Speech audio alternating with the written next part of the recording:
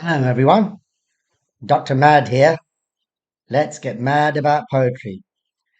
So in this video, we are going to look at the Prelude or an extract from it called Stealing the Boat, 1850 by William Wordsworth.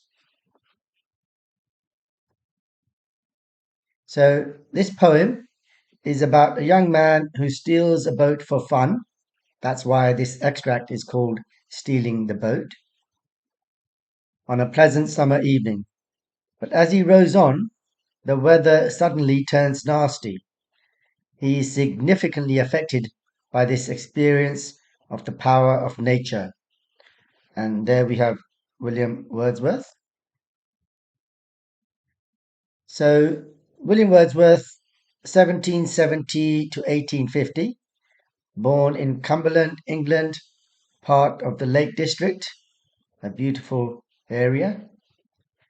Much of his poetry was inspired by the dramatic landscapes of this Lake District. His parents died early, and perhaps for that reason he was very close to his sister, Dorothy. He went to Cambridge University.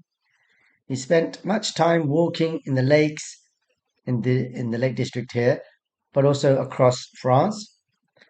And he collaborated, which means to work with, Samuel Taylor Coleridge on a book called Lyrical Ballads, 1798. And that is considered to be the official start of the Romantic era of poetry. And you may have heard of some of his other famous poems. You may have done them in primary school.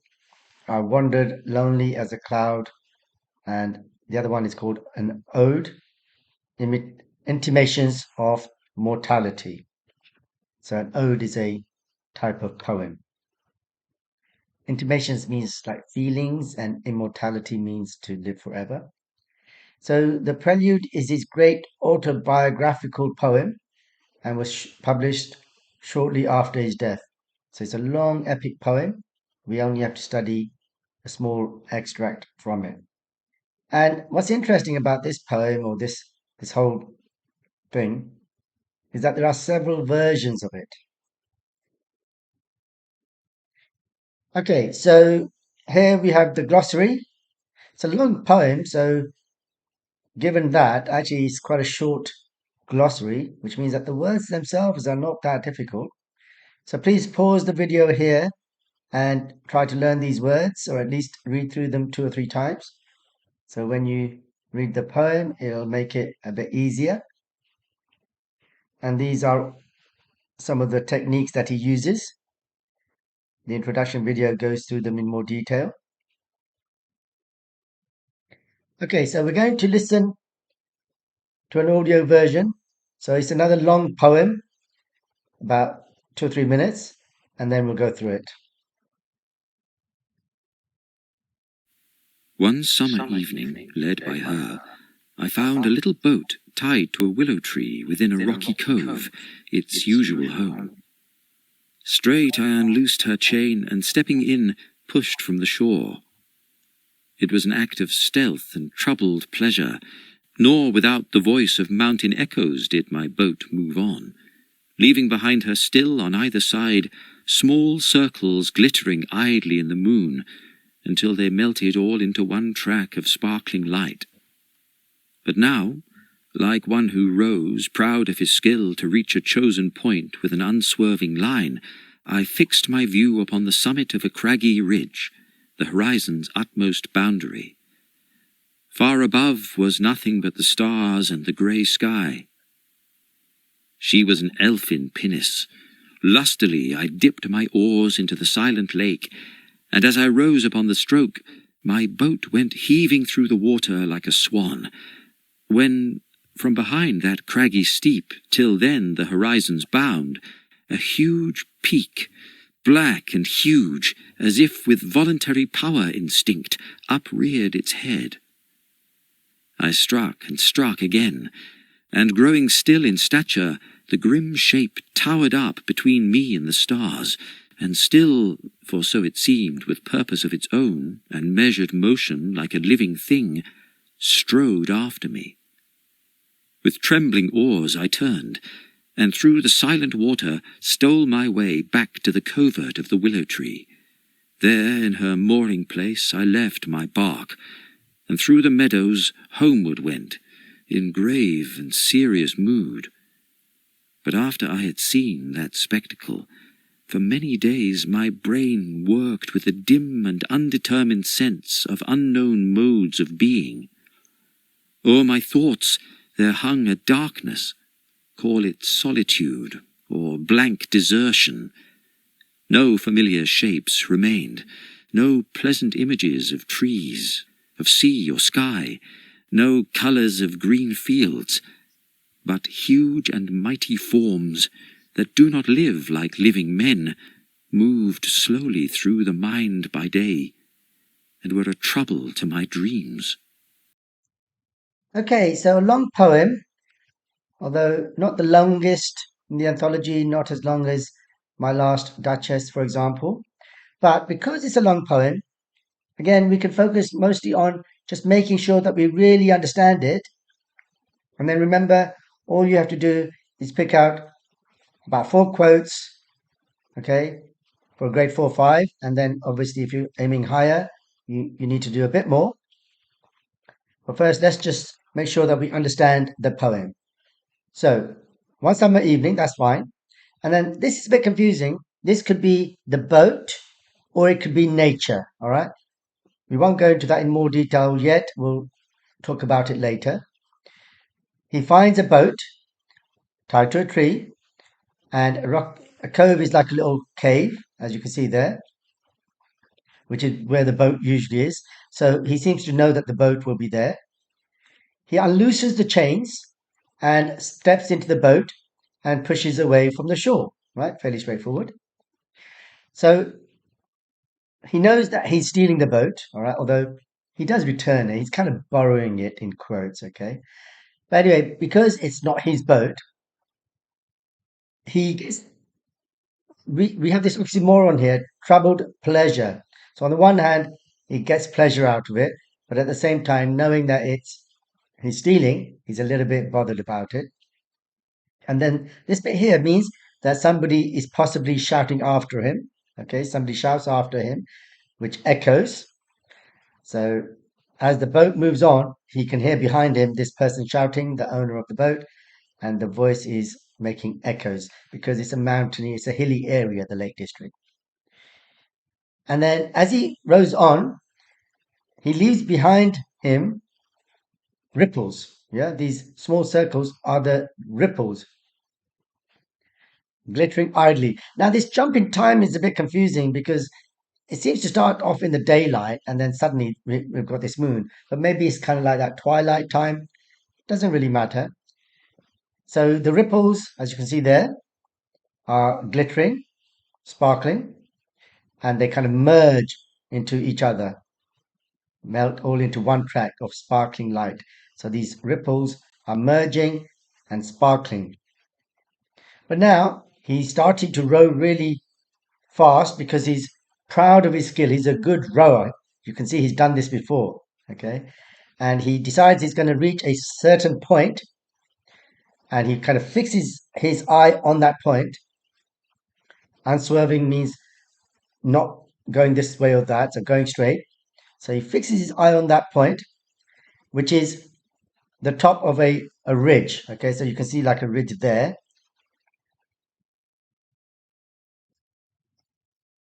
So you can see in the glossary what this means. Okay. And at the moment, the ridge is the furthest thing that he can see. It's his horizon. All right. The horizon is the furthest point that you can see. And then above himself, all he can see is the stars and the grey sky. Okay. So it's not quite fully dark yet, but it's getting dark. So elfin means cheeky, and penis is another word for boat. So in this poem, because it's about a boat, stealing a boat, he uses several words for boat. So not just the word boat itself, but penis and also bark later on. Okay, so bark doesn't just mean the sound that dogs make. It's also another word for boat. So here, he lustily means energetically. He puts his oars into the silent lake. And this bit here means that the motion of his oars as his arms come up when he's rowing. And as he does that, as he's rowing away, and he's a really good rower, as we know, the water goes fast through the water like a swan. So we've got a simile here. So remember, swan is graceful on top, but lots of all the paddling going on furiously underneath. So that's a bit like rowing. And then suddenly, this is where it starts to change. Behind that hill, that ridge that he saw earlier, because he's moving, he starts to see something else coming up. Because at that point, the hill had been the horizon, the maximum thing he could see. He suddenly sees this huge peak, black and huge. So notice the repetition of huge. And he's saying that this mountain, it comes up as if by itself. So this poem uses a lot of personification here. All right. So up reared its head. So obviously a mountain doesn't have a head, but he's giving it personification. The mountain is as though it raises its head, as though it has a mind of its own. So this line would be confusing if you don't understand that he's talking about the rowing. So he hits the oars into the water, and he keeps rowing. And as he does so, the mountain becomes bigger and bigger, right? Because he's moving towards it. So it rises up between him and the stars. Now, this next few lines are a bit confusing because it says that as though it had its own purpose, right? And measured motion, alliteration, like a living thing, so personification and simile at the same time, strode after me. Now, this is a bit confusing because on the one hand, it seems like he's going towards the mountain, but on the other hand, if it's striding after him, it's implying that he's going the other way and the mountain is coming after him. So that's up to you how you want to interpret that. It could be that he's confused. It's a bit like when you're sitting on a train and suddenly the other train starts moving, but you feel like you're moving. Anyway, we're getting towards a higher, deeper analysis here. Let's keep going. So with trembling oars, so his hands are shaking and therefore the oars are shaking. So in that sense, this is kind of literal, but it's also metaphorical, maybe personification again. Now here he turns. So you can see it's only here at this point that he turns, not here. Maybe here he should really have said strode towards me. Anyway, so he now goes back through the silent water, stealing my way. So this is this is interesting, this word stolen, because we know that he stole the boat. Kind of irony there. He goes back, so covert means a hidden area, back to where he stole the boat, and mooring places where a boat is normally tied up. So he leaves the boat, so he didn't really steal it. And notice here the third word for boat, which is bark, a small boat. And now he goes home. Meadows means big fields. And grave and serious mood. Yes, he's been really affected by this experience. And he's saying that after this experience, after seeing this spectacle, means something, it's not just glasses, but it's something that you see which is unusual. His brain is affected. All right. And now this bit here is becoming more and more metaphorical here. But basically, he's saying that his mind and body are really affected and changed. And he uses these unusual phrases, unknown modes of being. And he feels darkness and solitude, meaning to feel alone. Blank desertion means to be abandoned by people. Okay. And he's saying that nothing remains the same, nothing remains familiar. So trees and sky, sea, colors and fields, which before were to him quite normal and pleasant, suddenly they're as though they're strange creatures. And to him, they're just like these huge shapes. And so these last few lines becomes more and more confusing. And that's really the point he's making, that he's affected in such a way that his thoughts are very, very confusing to him. And they cause him dreams and nightmares. Okay. Okay, so a long, difficult poem, don't worry too much if it became especially difficult towards the end. That's kind of partly deliberate from the poet, but as long as you understood what was going on, and in simple terms, it's about this guy taking a boat and going out, and this how nature changes suddenly and frightens him. So AO1, to be able to read, understand, and respond to the poem using quotes and references. So we've read it, and hopefully we've understood the main gist of it. Here are various quotes you could use, so more than enough there. You only need about 4. And here are some of the techniques he uses and some examples there. You may want to pause and have a look at these. But I'm going to move on. And then AO2, language, form, and structure, techniques and terminology. So language, words and phrases, for example, these ones here, thoughts, feelings, images, alternative interpretations of a word.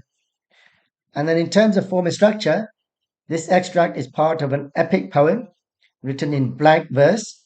So epic means a long poem. Blank verse means verse that has rhythm but no rhyme. So these lines don't rhyme, but they do have rhythm, which is iambic pentameter, 10 syllables per line. Okay. The poem begins happy and light, but ends very darkly. And in this case, we can also make a point about the layout. What do you think we can say about the layout? So remember, this should all be in one page, really. Okay, obviously, I've had to divide it up. But you can, maybe the whole long poem is like that, the head of the mountain that comes up. Okay, so you should only talk about layout if you can make some kind of a point like that. And in terms of techniques and terminology, Wordsworth uses many techniques, including word classes, similes, oxymoron, alliteration, and actually personification is a big one. So, yeah, I should have had personification, so I've added that. I did have it in the glossary section, and I've also added it back to this slide here. For example, upbraid its head, and the poem does have a lot of personification. Okay, so in terms of context, you could talk about the effect of the Lake District. You could talk about the effect of the early death of his parents, may have made him more sensitive. And you could talk about the Romantic era, that the fact that this is a romantic poem. So for grade 4-5, you don't need to say much more than that. But if you're aiming higher, we'll talk more about that later. Okay, so you have now learned more than enough for grade 4-5. Have a look at this quiz to test your understanding so far. Please pause the video here and answer these questions. So I'm not going to go through these, but if you struggle with them, please go back and listen again. I'm going to move on in 3 seconds. 3, 2, 1 to the answer slide. So there are the answers. Please pause the video and check your answers. And then once you've mastered these questions, all you have to do is to add a bit more detail and convert them into flowing sentences and paragraphs. So, for example, you might get a question like this. How does the poet present the power of nature in the Prelude compared with one other poem in the anthology? So we're not going to do that, but you could compare with Storm on the Island or Exposure. And you might say something like this. The poet presents the power of nature by describing a boating experience in which a pleasant summer evening suddenly turns nasty and leaves him with nightmares. He uses techniques such as adjectives and similes to do this. So, just a brief answer, brief summary, plus 1 or 2 techniques. And then your first point might be the poem begins with one summer evening, in which the abstract noun summer has connotations of sunshine and pleasantness. However, the fact that he steals the boat, act of stealth, and the oxymoron troubled pleasure is perhaps intended by the poet to foreshadow the fact that things may go wrong. So, about 4 paragraphs like that, plus an introduction and conclusion, would be more than enough to get you a grade 4-5 and some inclusion of context there. If you're aiming higher, then we can carry on. So let's look again at the poem for these topics or these aspects. So in terms of tone, you might say the poet starts off quite light and happy, and then but towards the end it becomes very, very dark, doesn't it? So this is, and similarly, the mood also created in the reader also starts off quite light, but then becomes quite dark at the end. So the tone and mood are sort of similar here. We've actually mentioned rhyme and rhythm already, so these lines don't rhyme, but they are written in iambic pentameter, 10 syllables per line, unstressed, stressed. You don't need to worry too much about the stressing of the syllables. In terms of language and structure, I'm not going to say too much, except you might want to think about this phrase here. Is this the boat? Is it nature? Give your views on that. In terms of structure, you could mention the 3 different words for boat used and how the tone and mood changes as the poem goes on, and then how this ending, the confusing ending could match the confusion of the poet. And then in terms of form, we've talked about the rhyme and the rhythm. So, and you could mention maybe the look of the poem. So we've mentioned these things earlier, but actually you probably don't need those things for grade 4 or 5. But for 6 or 7, these would be good points to make. And then in terms of context, I don't think we need to say anything more for grade 6 or 7, but I'll mention some other things for 8 or 9 in a minute. Okay, so advanced quiz. Please pause the video here and answer these questions. If you struggle, you need to go back and listen again. I'm going to move on to the answer slide in 3 seconds. So there are the answers. Please pause the video and check your answers. And then, so now you have now learned more than enough for grade 6 or 7. Such a paragraph might look like this. So up to here is the same as before. And then you might say something like this. Wordsworth was highly influenced by the Lake District in which he lived, which explains the subject matter of the poem. The early death of his parents must also have affected him greatly, making him unusually susceptible. So, susceptible means when you're easily influenced by something or are open to things, to mental and emotional experience. Hence, an incident like this, that most people might just chalk up to being unlucky with the weather, became much more significant. And then about 5 or 6 paragraphs like that would be more than enough, plus an introduction and conclusion for grade or 6 or 7. And then for grade 8, 9, so again, because it's a long poem, actually, if you can just show the examiner that you really understand the whole poem from beginning to end, that would be enough to get grade 8, 9, depending on how you then deal with all the other points and making sure your whole essay is almost perfect from beginning to end. But in this case, there are a few quotes that you might pick out. So this led by her, which we mentioned earlier, and then these phrases here. So unknown modes of being. I mean, this doesn't really mean anything, right? So, but what does it mean to you? If you can discuss something like that, that's a grade 8, 9.